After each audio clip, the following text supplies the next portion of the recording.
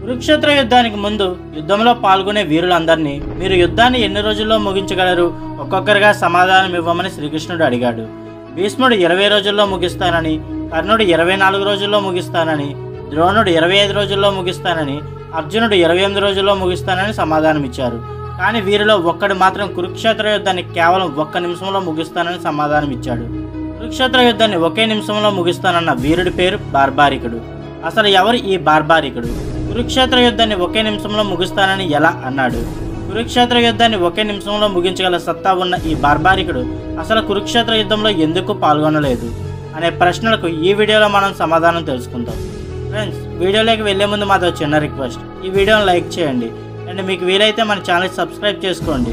అది మాకెంతో సపోర్ట్గాను మోటివేషన్గాను ఉంటుంది. బార్బారికుడు పాండవుల్లో ఒకడైన భీముడు మనవడు, ఘటోత్కచుడు కుమారుడు. శివుడి నుండి వరంగా లభించిన 3 బాణాలతో తను కేవలం 1 నిమిషంలోనే యుద్ధాన్ని ముగిస్తాను అన్నాడు బార్బారికుడు.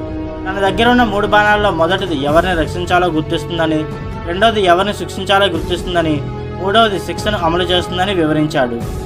భీముడికి మనవడైనప్పటికీ యుద్ధంలో ఏ పక్షం బలహీనంగా ఉంటే వాళ్ళ తరపున పోరాడతాను అని అన్నాడు. బార్బారికుడు చెప్పింది విన్న శ్రీకృష్ణుడు బార్బారికుడు యుద్ధంలో పాల్గొంటే ఫలితం తారుమారవుతుందని గ్రహించి బ్రాహ్మణ రూపంలో బార్బారికుడి దగ్గరికి వెళ్ళి బార్బారికుడు ప్రాణాన్ని తనకు బహుమతిగా ఇమ్మని కోరాడు. వచ్చింది సాక్షాత్తు శ్రీకృష్ణుడే అని గ్రహించిన బార్బారికుడు ఆనందంగా తన తలను ఇచ్చి కురుక్షేత్ర యుద్ధాన్ని చూసే భాగ్యాన్ని తనకు కల్పించమని కోరడంతో కురుక్షేత్ర యుద్ధానికి దూరంలో ఉన్న ఒక పెద్ద కొండపై బార్బారికుడు తల ఉంచి కురుక్షేత్ర యుద్ధానికి సాక్ష్యంగా బార్బారికుడు ఉండేలా చేశాడు శ్రీకృష్ణుడు.